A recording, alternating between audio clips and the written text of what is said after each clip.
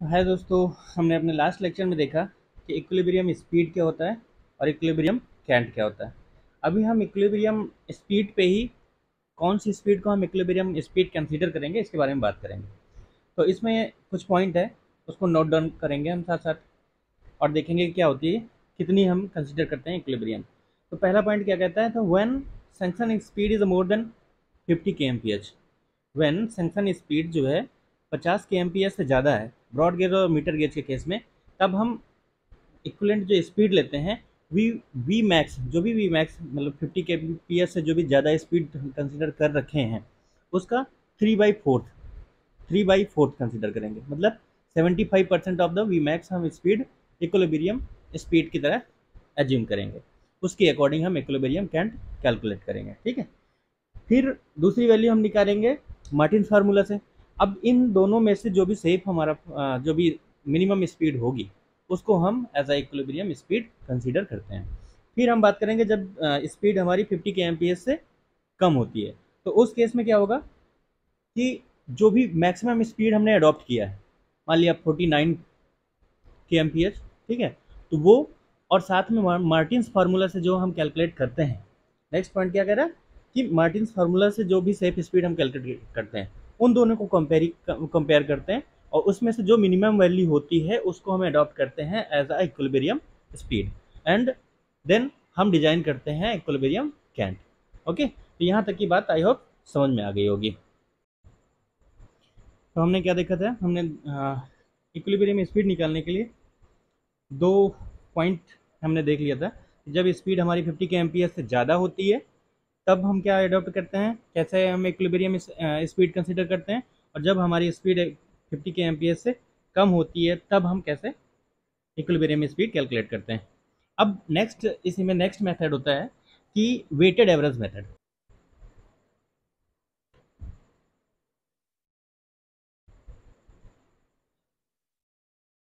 Weighted average method,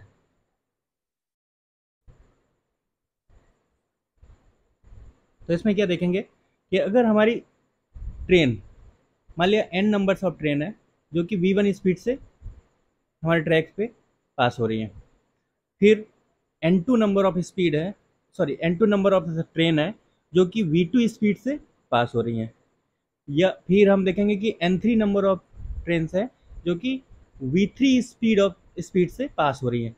तब हम उसका वेटेड एवरेज स्पीड कैसे कैलकुलेट करते हैं वो हम देखेंगे। तो इसको हम टेबल के थ्रू समझने की कोशिश करते हैं कि अगर सबसे पहले नंबर ऑफ ट्रेन्स,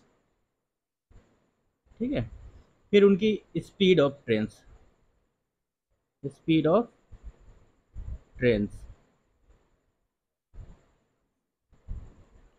और यहाँ पे हम देखें तो वेटेड एवरेज स्पीड है। ठीक है, मान लिया सबसे पहले n1 number of n1 number of train है जो कि कितने स्पीड से v1 स्पीड से चल रही है, n2 नंबर ऑफ ट्रेन है जो कि v2 स्पीड से चल रहे हैं, n3 नंबर ऑफ ट्रेन्स हैं जो कि v3 स्पीड से चल रहे हैं। ऐसे ही अगर हम बात करें तो nn number of trains vn speed से बात चल रहे हैं, तो इसका वेटेड जो स्पीड निकल के आएगी v एवरेज, वो कितने निकल के आएगा, n1 v1 plus n2 v2 plus n1 nn vn divide by n1 plus n2 plus n, right. ये हो जाएगी हमारी वेटेड एवरेज स्पीड। तो ये हमारा तीसरा मेथड कह सकते हैं, ये तीसरा पॉइंट जिससे हम क्या निकालते हैं, इक्विलिब्रियम स्पीड निकालते हैं। ठीक है, तो इक्विलिब्रियम स्पीड के सारे टर्म्स सारे जो भी पॉइंट थे हमने मेंशन करा दिए। अब हम बात करेंगे जब भी हमने क्या किया, इक्विलिब्रियम कैंट अडॉप्ट किया, इसमें हमने क्या किया कि जो मैक्सिमम स्पीड थी ट्रेन की उससे हमने कम स्पीड कंसीडर किया, और जब और कुछ ट्रेनें कम स्पीड से जा रही है उससे ज़्यादा मैंने स्पीड कंसीडर किया कैंट की डिजाइन करने के लिए एज आ इक्विलिब्रियम स्पीड। तो यहाँ पे हमने क्या किया कि अगर मैक्सिमम के लिए हम मैक्सिमम स्पीड के लिए कैंट डिजाइन करते तो जो भी एक्चुअल कैंट निकल के आता, मान लिया हमारे पास जो मैक्सिमम स्पीड से ट्रेन गुजर रही है वी मैक्स कंसीडर ही कर लेते हैं कुछ वैल्यू 100 के एमपीएच, ठीक है। ये वी मैक्स इतने से ट्रेन पास होती है, मैक्सिमम स्पीड इतनी पास हो सकती है, और जो मिनिमम स्पीड थी ट्रेन की वो अराउंड निकल के आ रही है 50 kmph। अब इस स्पीड के लिए हमारा जो ई की वैल्यू निकल के आती वो मान लिया ई मैक्स निकल के आता, और इसके लिए जो हमारा ई निकल के आता वो ई मिनिमम निकल के आता। लेकिन अभी हमने लिया क्या, हमने इनके बीच की कोई वैल्यू कंसीडर किया, ठीक है। हमने इसके बीच की वैल्यू कंसीडर किया वी एवरेज या वी इक्विलिब्रियम, ठीक है। मान लिया वो कितना है 75, वो स्पीड हमारी 75 के एम पी एच।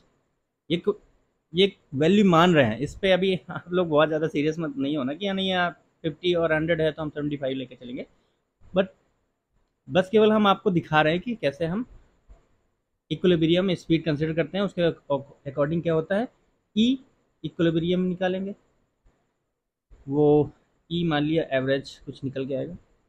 अब जो ई एवरेज जो है ये वैल्यू वो कहाँ लाई करेगी, यहाँ कहीं लाई करेगी, मतलब कि इससे हम थोड़ा से कम हुए और इस वाली वैल्यू से हम थोड़ा ज़्यादा हुए, ठीक है।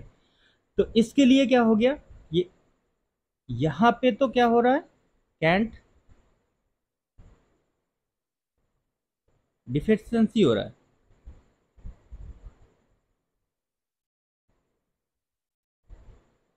ठीक है, और यहाँ पे क्या हो रहा है कैंट एक्सेस हो रहा है, ठीक है। तो हम क्या देख रहे हैं कि जब भी हम इक्विलिब्रियम कैंट अडॉप्ट करते हैं तो किसी पर्टिकुलर ट्रेन के लिए हम कैंट डिफिशियंसी भी पे जा रहे हैं और किसी पर्टिकुलर ट्रेन के लिए हम कैंट एक्सेस पे जा रहे हैं। तो दो टर्म हमारे पास निकल के आए थे, कैंट डिफिशियंसी और कैंट एक्सेस। अब इनके बारे में हम बात करेंगे।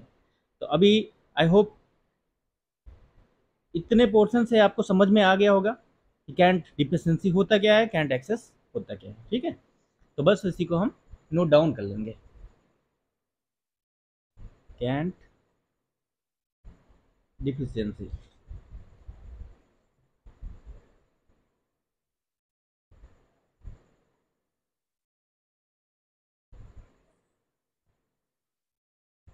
Okay,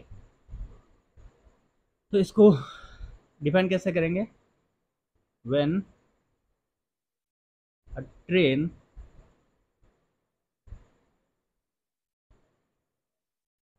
passing with speed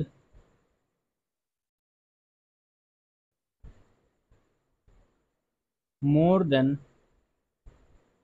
the equilibrium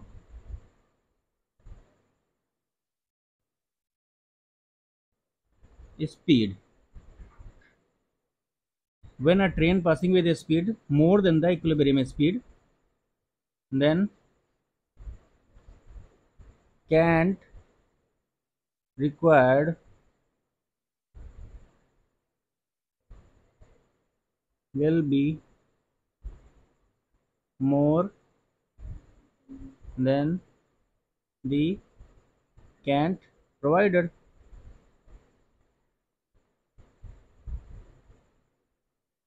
as equilibrium limit.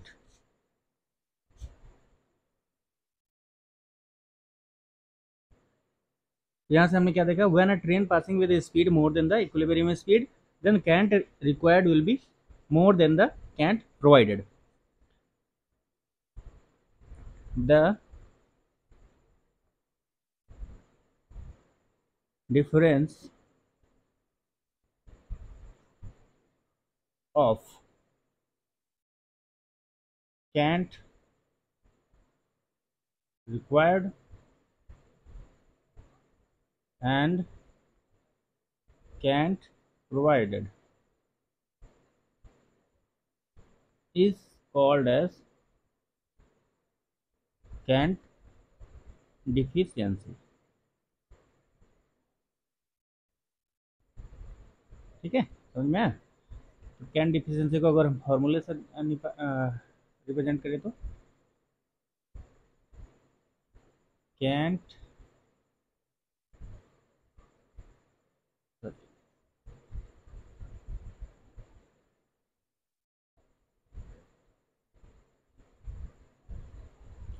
Deficiency equal to E theoretical minus E actual. ठीक है, E theoretical minus E actual.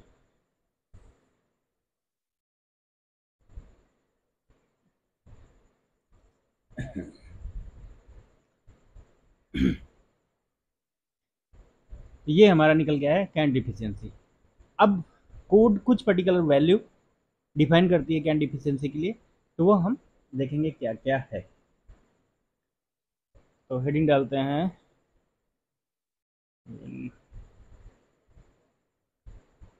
Limits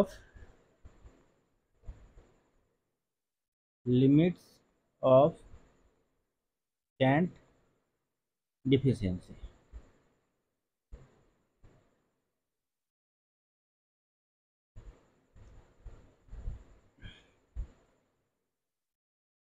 थोड़ा सा आप लोग को स्पेलिंग के साथ थोड़ा मैनेज करना होगा।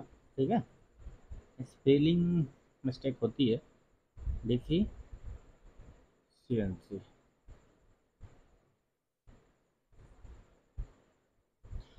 तो लिमिट ऑफ कैन डिफिशियंसी, इसमें अब कैन डिफिशियंसी की लिमिट हम क्यों प्रोवाइड करते हैं, इसके लिए भी पॉइंट है।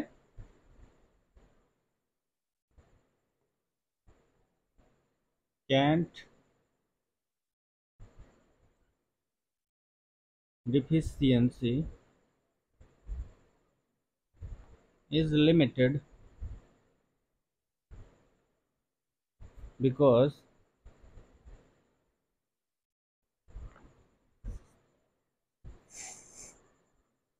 number one, higher can deficiency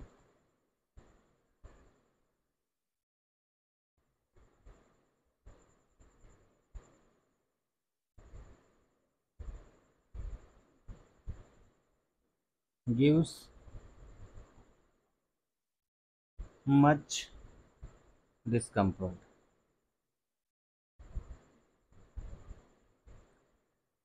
to passenger। समझ में आया पॉइंट? हमने कैंट किस लिए प्रोवाइड करना था? कैंट प्रोवाइड करना था कि हमारी ट्रेन आसानी से इवन स्मूथली कर्व को पास कर सके, जो हमारे पैसेंजर को ज़्यादा डिस्कम्फर्ट ना फील हो, हमारी आउटर रेल पे ज़्यादा लोड ना आए, मतलब कि लोड इक्वली डिस्ट्रीब्यूट हो। अगर हम प्रॉपर कैंट नहीं दे रहे हैं तो ये प्रॉब्लम फिर से अराइज होना स्टार्ट हो जाएंगे। लेकिन उनको लिमिट करने के लिए हम कैंट डिफिशियंसी की एक लिमिट देते हैं। ठीक है, फिर इसके बाद नेक्स्ट पॉइंट क्या हो सकता है कि extra pressure, extra pressure and lateral force on the outer rail। ठीक है, तो ये दो पॉइंट है जिनको ध्यान रखते हुए हम क्या करते हैं, कैंट डिफिशियंसी की लिमिट डिसाइड कर देते हैं कि इससे ज़्यादा हम कैंट डिफिशियंसी नहीं करेंगे। ठीक है, फिर इसके बाद वैल्यू क्या है, वैल्यू टेबल के फॉर्म में देखते हैं। सबसे पहले तो गेज, ठीक है, फिर इसके बाद कह सकते हैं हम ग्रुप, फिर उसके बाद नॉर्मल कैंट डिफिशियंसी, ये रीडिंग जो भी होंगी में, ठीक है। और रिमार्क्स। अब गेज, सबसे पहले हम ब्रॉड गेज के बारे में बात करेंगे। ग्रुप ए एंड बी, ठीक है। इस केस में हम कितना मैक्सिमम अडॉप्ट करते हैं, 75 mm, 75 mm, ठीक है। फिर इसके बाद अगर हम इसी में सी डी एंड ई की बात करेंगे, उसमें भी हम कितना लेंगे, 75। मतलब कि ब्रॉड गेज में नॉर्मल कैंट जो डिफिशियंसी हम अडॉप्ट करते हैं वो 75 mm ही होती है। लेकिन हम इसको अलग से मेंशन किस लिए किए, तो उसका रोल आता है रिमार्क्स में, कि जो ए और बी टाइप हमारे पास जो भी ट्रैक के ग्रुप हैं, उसमें हम अप टू 100 mm तक जा सकते हैं according to chief engineer consultant. हाँ, चीफ इंजीनियर अगर अलाउ करता है तो हम कितना maximum 100 mm can be adopted on A and B group of track as per chief engineer approval, ठीक है। तो यहाँ पे रोल आता है कि ए और बी के केस में हम मैक्सिमम 100 mm तक जा सकते हैं अगर चीफ इंजीनियर अलाउ करता है, कुछ ऐसे सर्कमस्टेंसेस बनते हैं तो, ठीक है। फिर उसके बाद हम बात करेंगे मीटर गेज में। तो मीटर गेज में मैक्सिमम हम कितना, मैक्सिमम और नॉर्मल इसमें यही होता है, तो वो हम अडॉप्ट करते हैं 50 mm, और नैरो गेज के केस में 40 mm, ठीक है।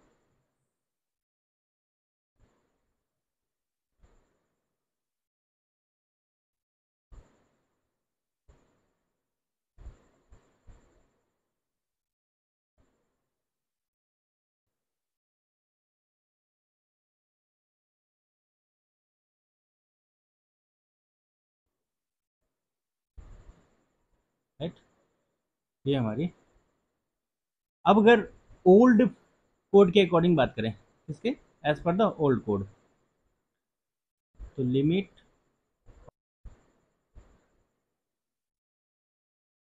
ठीक है एज पर ओल्ड कोड,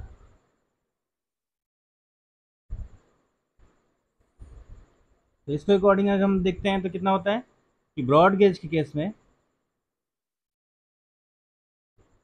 इसमें सबसे पहले तो गेज कर लो, गेज स्पीड अगर एक्सीड करती है, स्पीड अगर लेस देन 100 kmph है, और स्पीड जो है एक्सीड करती है 100 kmph, तो उस केस में सबसे पहले ब्रॉड गेज में कितना लेते हैं हम, 7.6 सेंटीमीटर, मतलब कि 76, जो कि हमने अपने न्यू कोड में कितना बात किया, 75, ठीक है। और ओल्ड कोड के अकॉर्डिंग कितना जा सकते हैं, 7.6 या 7.6 सेंटीमीटर या 76 mm। फिर उसके बाद अगर इसी में अगर स्पीड 100 kmph से ज़्यादा है, तो उस केस में हम मैक्सिमम वैल्यू पहुंच सकते हैं 10 सेंटीमीटर, ओके, 10.0 सेंटीमीटर। ये हमारी सेम लगभग बात कर रही है कि जो भी हम मैक्सिमम वैल्यू हम न्यू कोड के अकॉर्डिंग 100 mm जा सकते हैं, तो सेम ये ओल्ड कोड के अकॉर्डिंग भी कह सकते हैं।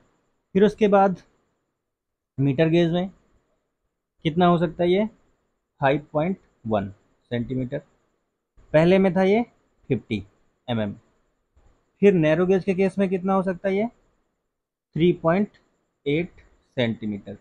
और अभी न्यू कोड में हमने इसको कितना रख लिया राउंड ऑफ करके 40 mm। ओके, तो ये हमारी होगी ओल्ड कोड के अकॉर्डिंग, और इससे पहले हमने बात किया था न्यू कोड के अकॉर्डिंग। ठीक है, अब हम देखेंगे कि हमारा कैंट एक्सेस क्या होता है। ठीक है, cantt access.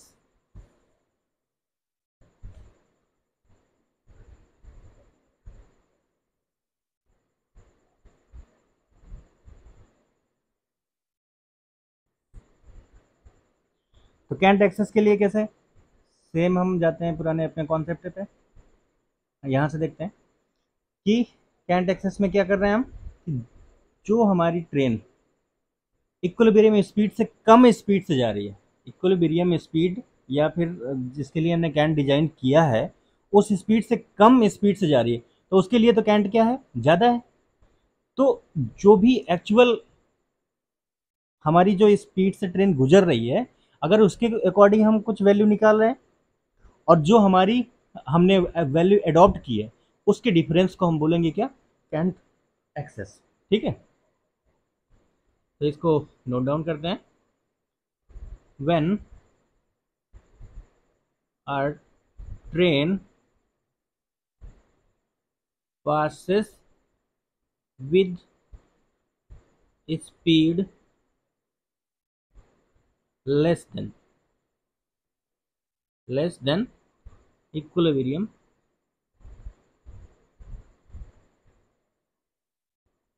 speed, the cant required will be less as adopted। ठीक है, so the difference between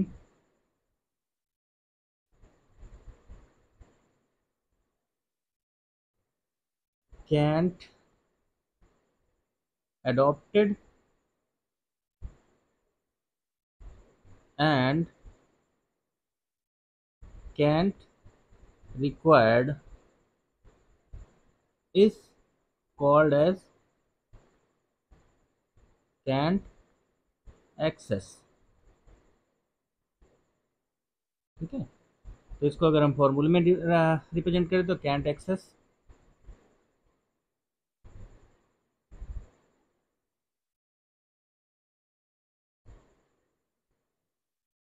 equal to cant provided minus cant required.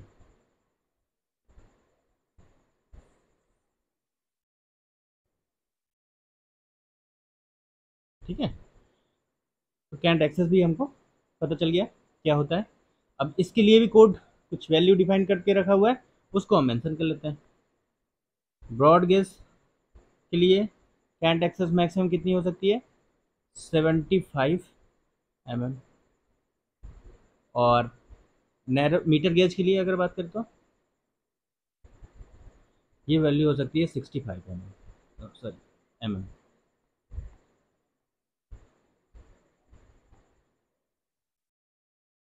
ठीक है, तो ये हमारा हो गया कैंट एक्सेस।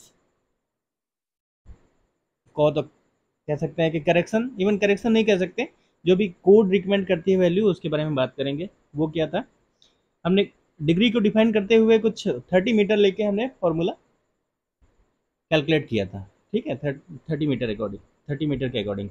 लेकिन जो कोड वैल्यू लेके चलता है, इवन जो हमारे क्वेश्चंस में या पुरानी कुछ बुक्स में मैंने देखा, तो वो क्या है वैल्यू कि उन्होंने जो चेन लेंथ लिया था,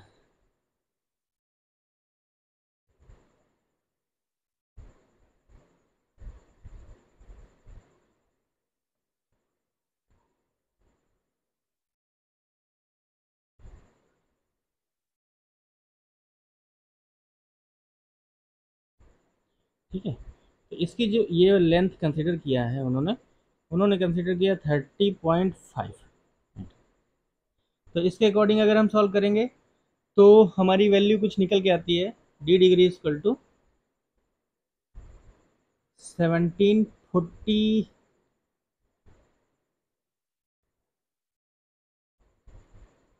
1747.52 डिवाइड बाय आर, और इसको राउंड ऑफ करते हुए D degree equal to 1750 divide bye,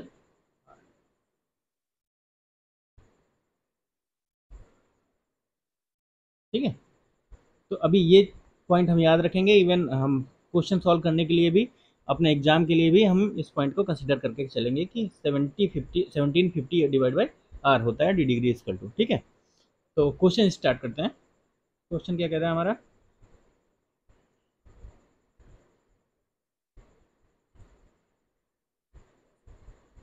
on a 2 degree curve for broad gauge track, actual cant is provided for a speed of 80 kmph। क्या कह रहा है, on a 2 degree curve for broad gauge track actual cant is provided for a speed of 80 kmph। what is the cant deficiency for a train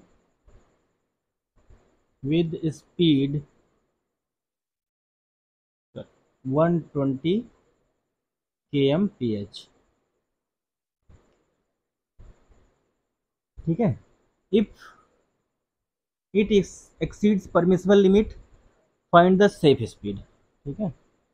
if it exceeds permissible limit find the safe speed।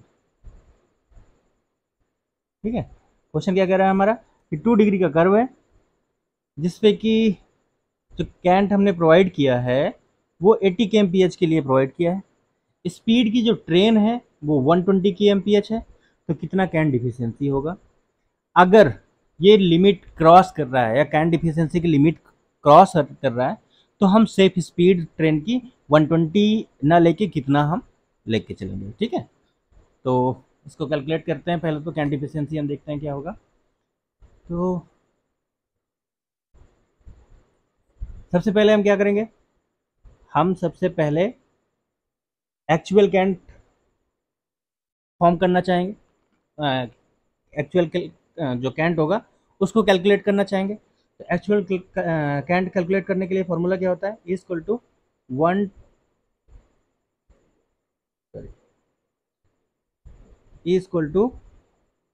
G into V square upon 127 are.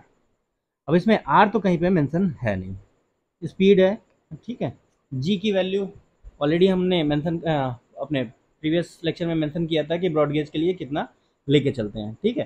तो जी gauge ना लेके हम क्या लेके चलते हैं, centre to centre distance लेते हैं।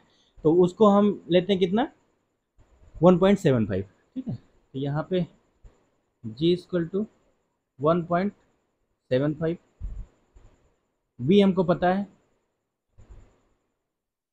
कि अगर हम 80 kmph के लिए पहले तो निकालेंगे तो वी इक्वल टू कितना हो जाएगा, 80 kmph। आर हमको निकालना, तो आर कैसे निकलेगा, D degree equal to 1750 divide by R होता है।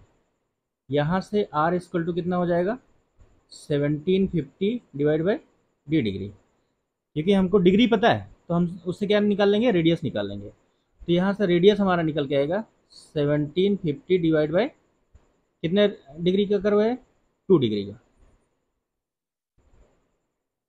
Divide by 2। तो कितना हो जाएगा ये, कैलकुलेट कर लेते हैं। 1750 डिवाइड बाय 2, 875। कितना हो जाएगा ये, 875 मीटर। ठीक है, आर हमारा निकला है। अब हम ई एक्चुअल निकाल लेते हैं। ठीक है, ई एक्चुअल निकालने के लिए जी वी स्क्वायर अपॉन 127 आर, यहाँ से जी कितना 1.75, वी कितना होगा 80 का square upon 127 into R, R कितना है हमारे पास 875। तो ये ई एक्चुअल जो निकल के आएगा वो कितना निकल के आएगा, कैलकुलेट कर लेते हैं इसको। 1.75 इंटू 80 का square, 80 into 80 divide by 127 divide by 875, ये निकल के आता है 0.1007। मतलब कि अगर सेंटीमीटर बात करें तो 10.07 सेंटीमीटर। ठीक है, ये तो निकल आया कि हमने इतना प्रोवाइड किया, लेकिन हमारी ट्रेन कितने स्पीड से गुजर रही है, 120 के स्पीड से। तो उसके लिए हमारा कैंट रिक्वायर्ड कितना होगा, तो ई रिक्वायर्ड वो कितना हो जाएगा, जी वी स्क्वायर अपॉन 127 आर। तो जी कितना 1.75, स्पीड हमारी है 120, 127 इंटू 875, तो हमारा ई रिक्वायर्ड निकल के आएगा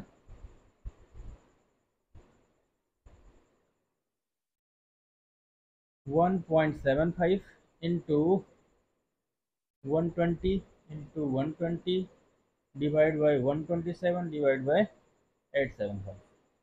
कितना ये 22.68 सेंटीमीटर। ठीक है, ये हमारा ई रिक्वायर्ड है कि हमारे इस ट्रेन को पास होने के लिए कितना, इतना चाहिए होगा, इतना कैंट रिक्वायर्ड होगा। हमने प्रोवाइड कितना किया है, ई एक्चुअल हमने प्रोवाइड किया 10.07। तो कैंट डिफिशियंसी कितना हो जाएगा, cant deficiency equal to E required, तो 220.68 माइनस 10.07, 10.07। तो यहाँ से कितना निकल के आएगा ये 22.68 माइनस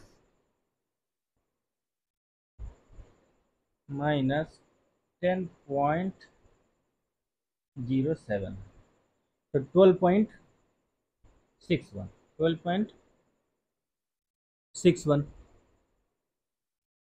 कैंट डिफिशियंसी।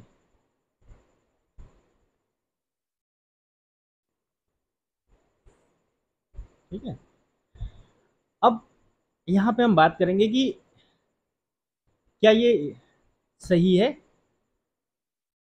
हम क्या मैक्सिमम कितना अडॉप्ट कर सकते हैं कैन डिफिशियंसी, क्योंकि कैन डिफिशियंसी की कुछ हमने लिमिट डिसाइड की थी कि हमने कितनी लिमिट रखनी है। तो हमने देखा था कि जब हमारी स्पीड जो है, ओल्ड कोड में देख सकते हैं,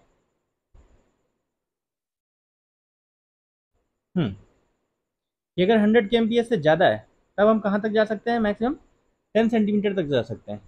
और हमारे न्यू कोड के अकॉर्डिंग भी बात कर रहा है कि अगर मैक्सिमम हम अडॉप्ट करेंगे तो 100 सेंटीमीटर, मतलब कि दोनों कोड के अकॉर्डिंग हम 10 सेंटीमीटर से ज़्यादा नहीं जा सकते, ठीक है। 100 mm है, सॉरी 100 सेंटीमीटर नहीं है वो, 100 mm।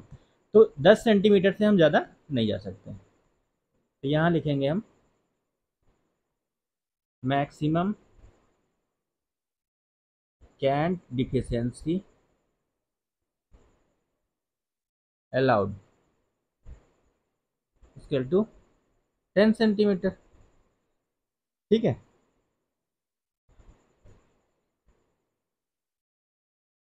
अब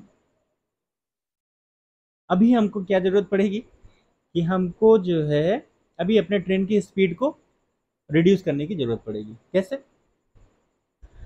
कि हमने जो कैंट अडॉप्ट किया है वो 80 kmph के अकॉर्डिंग अडॉप्ट किया है। अब उसमें बहुत ज़्यादा हम कैंट डिफिशियंसी देंगे तो 10 सेंटीमीटर का, तो मतलब कि हमने जो कैंट अडॉप्ट किया है 80 kmph के हिसाब से वो कितना था? 10.07, 10.07 था। कैंट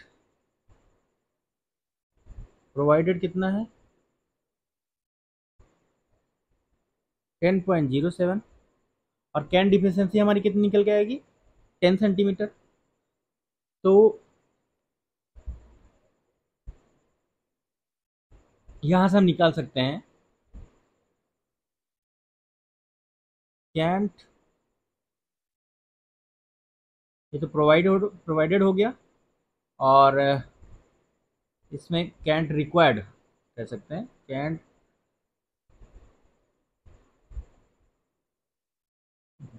कैंट रिक्वायर्ड वो कितना होता है? Cant provided plus cant deficiency. ये चीज़ समझ में आ रही है कि नहीं? अगर नहीं आ रही है तो इसको हम पीछे वाले फार्मूले से भी दे सकते हैं, या फिर ऐसे लिख सकते हैं कि कैंट डिफिशियंसी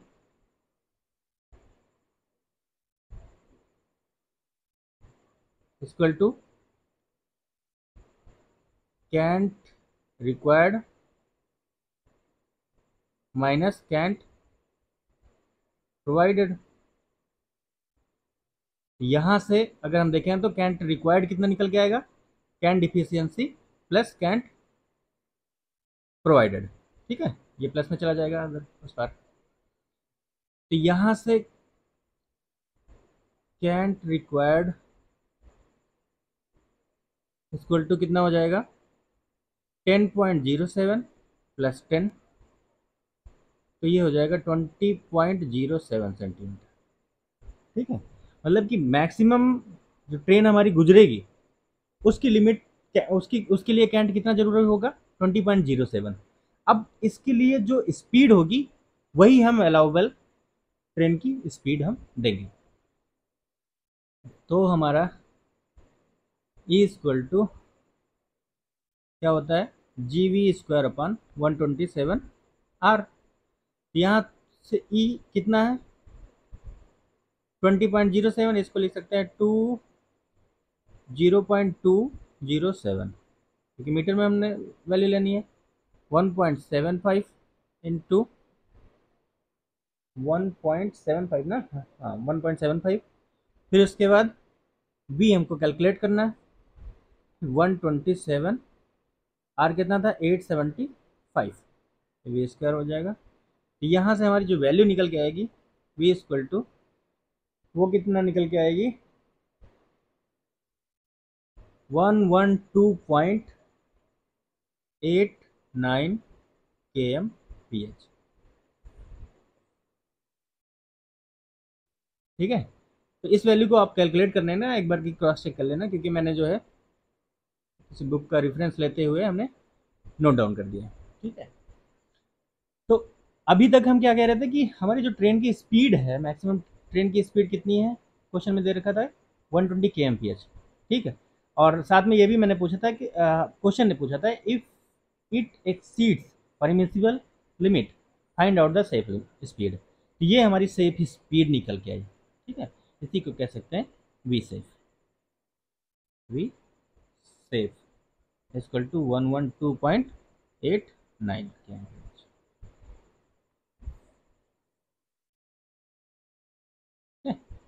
आई होप अभी समझ में आ गया होगा कि सबसे पहले तुमने क्या निकाला इसमें। इसमें डिग्री दे रखा था, डिग्री दे रखा था हमको, जो सुपर एलिवेशन देना होता है, कैंट देना होता है, उसके लिए हम फॉर्मूला होता है GB² 127R। तो डिग्री से हम क्या निकाल लेंगे, आर की वैल्यू निकाल लेंगे। इसके लिए हमने क्या अडॉप्ट किया, 1750 divide by R equal to D degree. तो वहाँ से हमने आर कैलकुलेट कर लिया। अब आर कैलकुलेट हो गया तो फिर हमने 80 kmph के लिए हमने ई निकाल लिया। ई की वैल्यू हमको पता चल गई, मतलब कि जो हमने ई प्रोवाइड किया है।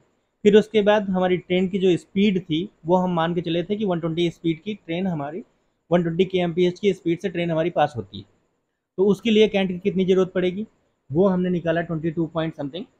ठीक है, उसके लिए हमने क्या निकाला था वैल्यू 22.68।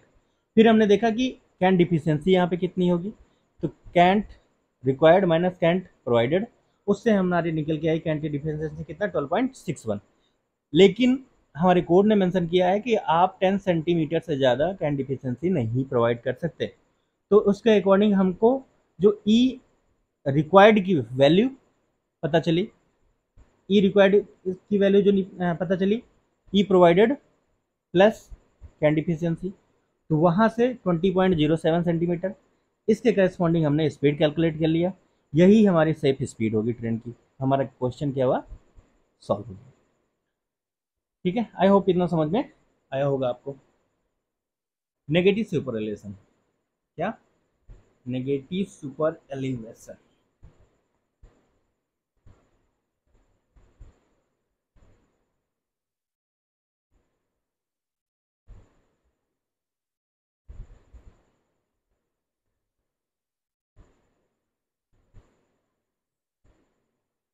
अब ये कौन सी चिड़िया का नाम है, तो चिड़िया का नाम नहीं है। अभी हमने सुपर एलिवेशन के बारे में बात किया था कि सुपर एलिवेशन क्या होता है, कि जब भी हमारे कर्व पे ट्रेन पास होती है तो बाहर की तरफ एक फोर्स काम करता है जिसको हम सेंट्रीफ्यूगल फोर्स कहते हैं। उस सेंट्रीफ्यूगल फोर्स को काउंटर करने के लिए हमको एक फोर्स की रिक्वायर्ड रहती है, ज़रूरत रहती है। अब हम ऐसा तो कर नहीं सकते कि ट्रेन को हम किसी चेन से बांध के अंदर की तरफ खींचे, तो उसके लिए ट्रेन के वेट का ही एक कंपोनेंट हम अंदर की तरफ जनरेट कराते हैं। उसके लिए हम क्या करना पड़ता है, बाहर वाली जो आउटर रेल होती है उसको थोड़ा सा उठा देते हैं, जिससे हमारी ट्रेन अंदर की तरफ थोड़ा झुक जाती है। तो उससे क्या होता है कि अंदर की ओर जो वेट का एक कंपोनेंट काम करने लगता है जो कि बैलेंस करता है बाहर लगने वाले सेंट्रीफ्यूगल फोर्स को। तो ये पूरा सीन था सुपर एलिवेशन का। तो सुपर एलिवेशन में हम क्या देख रहे थे कि बाहर वाले आउटर रेल, मतलब आउटर रेल को हम क्या कर रहे थे, इनर रेल के कंपैरिजन में थोड़ा सा उसका लेवल अप कर रहे थे। अगर हम अप करते हैं तो उसको नॉर्मल सुपर एलिवेशन कहते हैं या पॉजिटिव सुपर एलिवेशन कहते हैं। अगर कर्व पे आउटर रेल इनर रेल के कंपैरिजन में नीचे रह जाए, उसका लेवल डाउन रह जाए, तब क्या होगा, नेगेटिव सुपर एलिवेशन। ठीक है, समझ में आया, आई होप समझ में आया होगा जो मैंने बताया। कि इसको हम मेंशन भी कर लेते हैं कैसे क्या होता है। When train passes on curve, a centrifugal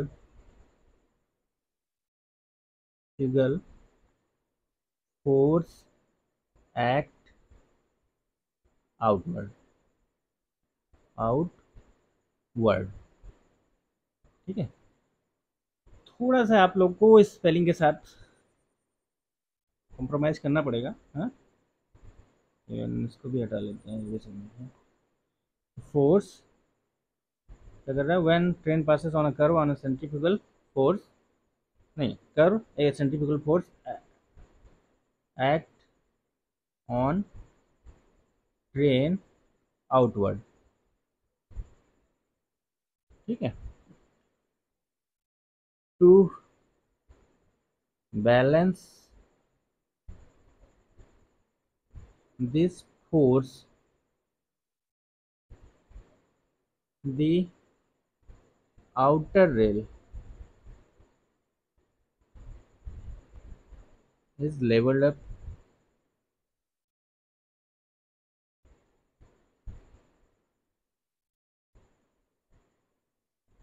this rise in level of outer rail in comparison to inner rail is called as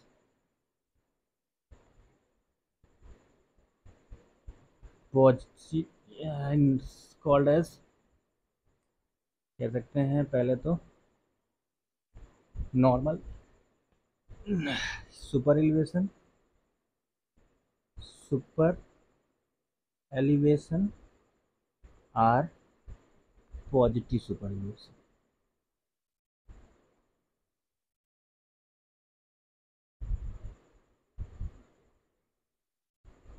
ठीक है, बट अगर हमारे पास कुछ ऐसा केस जनरेट हो जाता है, कुछ ऐसी कंडीशंस अराइज हो जाती है जिसकी वजह से हम आउटर रेल के जो लेवल है उसको हम राइज ना करके उसको हमको डाउन करना पड़ जाए इनर रेल के कंपैरिजन में। ठीक है, but in some circumstances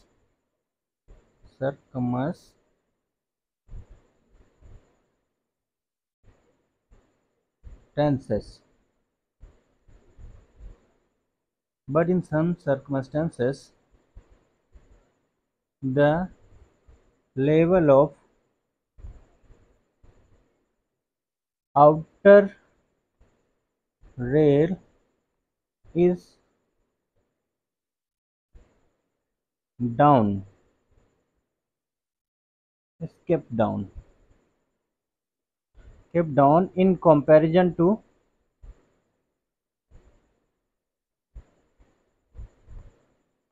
inner rail, then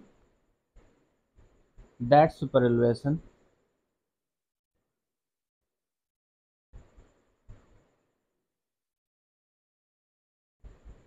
is known as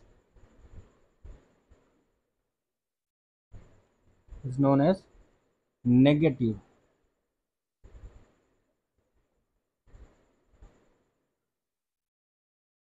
super elevation. ठीक है, कुछ ऐसा सर्कमस्टेंशन या कुछ ऐसी कंडीशंस अराइज हो जाती हैं जिसकी वजह से क्या करना पड़ता है, हम आउटर रेल को उठा नहीं सकते। तो उस केस में क्या होता है कि इनर रेल की लेवल आउटर रेल के लेवल से कम रखना पड़ता है या डाउन रखना पड़ता है। उस केस में हम क्या कहते हैं कि हमने यहाँ पे क्या दिया है, नेगेटिव सुपर एलिवेशन प्रोवाइड किया है। ठीक है,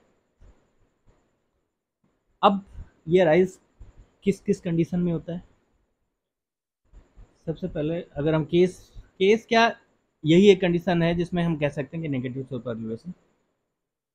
तो this case is arised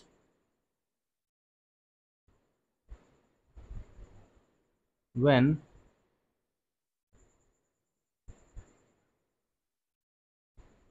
a branch line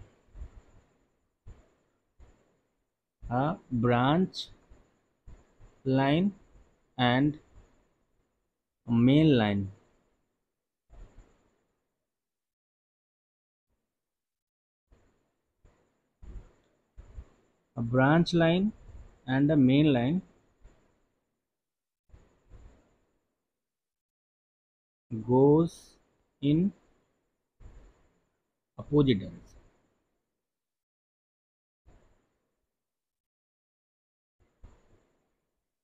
ठीक है, तो इस सेंटेंस से अगर समझ में आया तो बेस्ट है, नहीं तो हम आपको बाय फिगर भी समझाते हैं। ठीक है, अब मान लिया कि हमारे पास एक ये ट्रैक, ट्रैक को हम कह सकते हैं कि ए बी, यहाँ पे,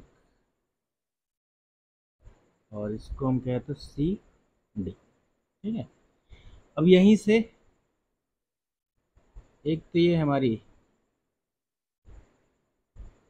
मेन लाइन निकलती है,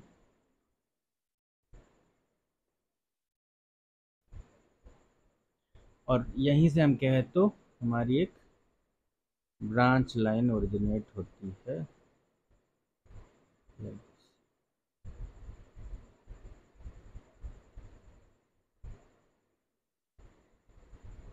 ठीक है, इसमें से इस पोर्शन को हम थोड़ा सा clear कर लेते हैं।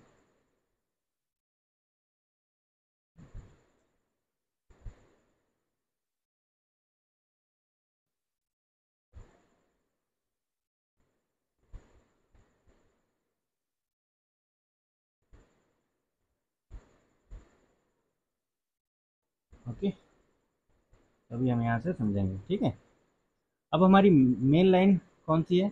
ए बी सी डी तो हो गई, A B C D E,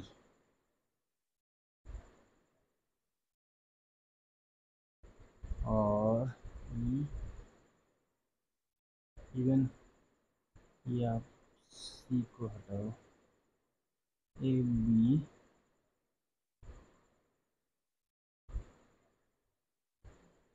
इसको हम कहते सी, ए बी सी, और इसको हम कहें तो ए बी सी हो गया, डी ई एफ, फिर जी एच। हमारी मेन लाइन कौन सी है? मेन लाइन के अगर हम आउट मेन लाइन हम मेंशन करें तो मेन लाइन को हम वाइट से रिप्रेजेंट कर दें, और ब्रांच लाइन को हम रिप्रेजेंट करते हैं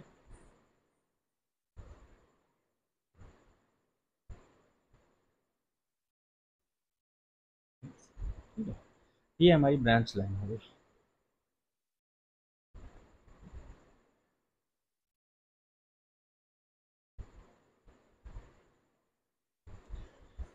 अब यहाँ पे अगर हम मेन लाइन की बात करेंगे, मतलब कि हमारे पास जो पहले से एग्जिस्ट कर रही थी वो कौन सी थी? ए बी सी, या फिर हम कहें तो डी ई एफ, मतलब मेन लाइन हमारा ए बी सी। मेन का आउटर हम बात करें, मेन आउटर, तो ये हो जाएगा ए बी सी, और मेन का अगर इनर लाइन की बात करें तो हम ये क्या हो जाएगा? D E F. और उसी में अगर हम ब्रांच लाइन की बात करें, ब्रांच लाइन में आउटर क्या बनेगा हमारा? डी ई जी, डी ई जी, और इनर क्या होगा हमारा? A B H. ठीक है, फिगर आप लोग ध्यान से समझिए, क्योंकि मेन इसमें अगर आपने फिगर समझ लिया तो कैंट, नेगेटिव कैंट क्या होता है अच्छे से समझ में आ जाएगा। ठीक है, तो यहाँ पे हम देखेंगे क्या कि जब पहले हमारे को ये ब्रांच लाइन एग्जिस्ट नहीं कर रहा था, बाद में हमने इसको जोड़ा, तो मेन लाइन में हमने क्या किया था? कैंट हमने प्रोवाइड करना था। मेन लाइन में कर्व था, कर्व पे हमको कैंट देना ही देना था। तो कैंट देना होगा तो हम क्या करेंगे कि ए बी सी जो आउटर रेल है, इसको हम in comparison to inner D E F क्या करेंगे? इसको हम थोड़ा सा राइज कर देंगे, लेवल को राइज कर देंगे। अब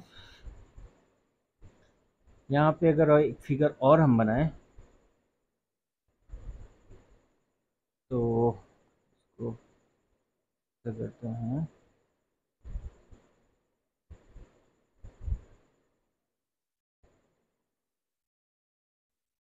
ठीक है, और ये हमारा आउटर हो गया, ये हमारा हो गया इनर।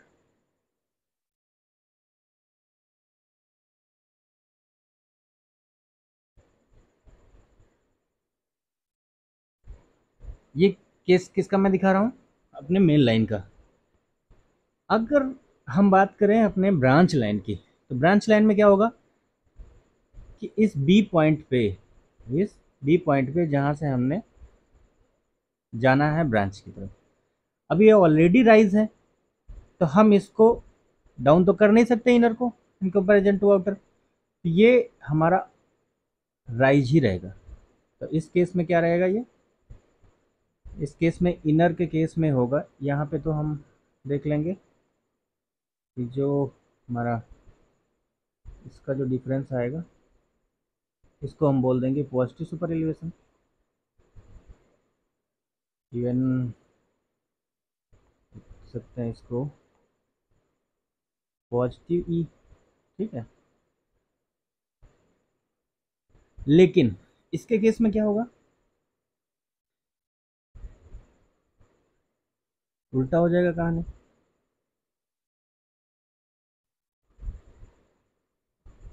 इसके केस में इसको अलग से बना दे, चलिए अलग से बना दे रहे हैं, इसको हम इधर दिखा देते हैं।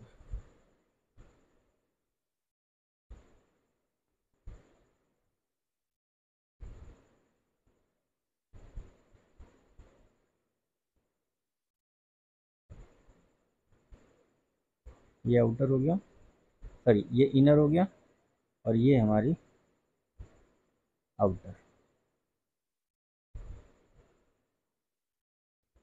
ठीक है। तो अभी ये क्या होगा हमारा, नेगेटिव ई होगा, ठीक है, क्योंकि ये हमारा है इनर, ये हमारा है इनर,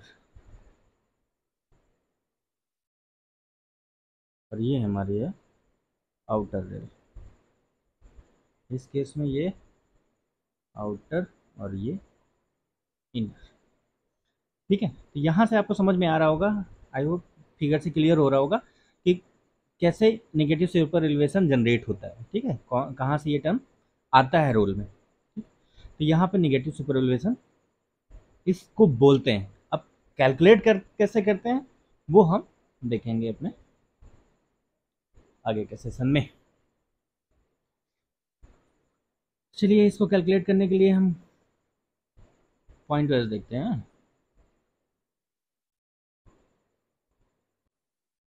तो चलिए अभी हम देख लेते हैं कि इसको कैलकुलेट कैसे करते हैं नेगेटिव सुपर एलिवेशन।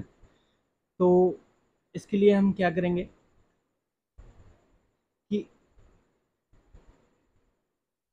जो भी हमारे पास ट्रैक है, मतलब ऐसे ट्रैक कंसिडर करेंगे, हो सकता है कि हमको ब्रांच लाइन या फिर मेन लाइन, नॉर्मली हम क्या होता है कि ब्रांच लाइन जो होती है उसमें स्पीड हम कम, मिनिमम स्पीड हम लेके चलते हैं, ठीक है।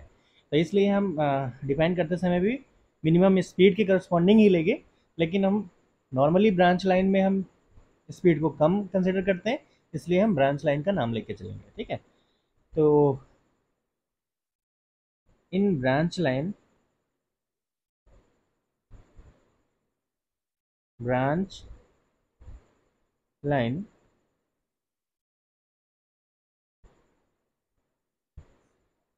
we took the equilibrium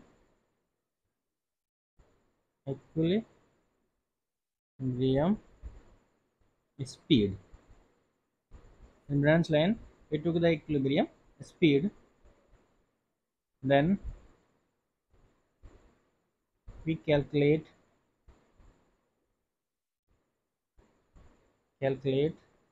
the value of Kant for that equilibrium speed. तो E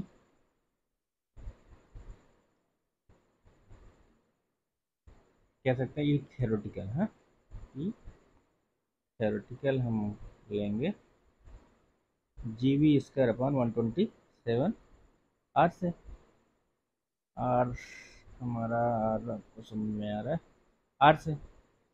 फिर उसके बाद क्या करेंगे, P will take maximum cant deficiency.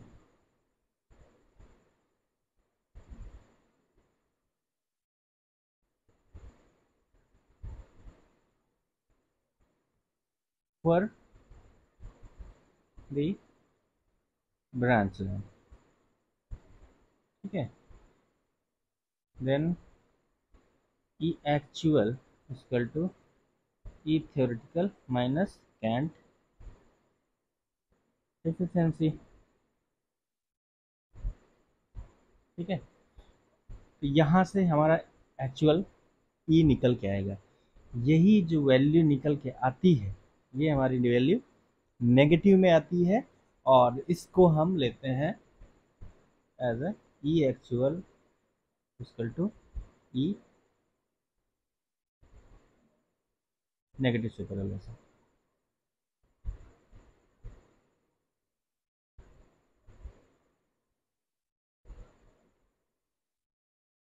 अब आई होप कि समझ में आ गया होगा, लेकिन इसको एग्जैक्ट समझने के लिए हमको एक क्वेश्चन सॉल्व करना पड़ेगा, जैसे कि जब फिर आपका एकदम क्लियर हो जाएगा कि क्या होता है नेगेटिव सुपरएलिवेशन। अब इसमें कहीं पे नेगेटिव में वैल्यू नहीं मेंशन है, इसलिए आपको थोड़ा सा प्रॉब्लम हो सकती है, बट जब हम क्वेश्चन सॉल्व करेंगे तो उसमें क्लियर हो जाएगा कि नेगेटिव सुपरएलिवेशन कैसे हम फाइंड करते हैं, ठीक है। तो आई होप कि अभी आपका लेक्चर काफ़ी बड़ा हो गया है। नेक्स्ट लेक्चर में हम देखेंगे वो क्वेश्चन भी, और हम सॉल्व करेंगे अपना नेगेटिव सुपरएलिवेशन कैसे हम कैलकुलेट करते हैं, ठीक है। तो थैंक यू गाइस।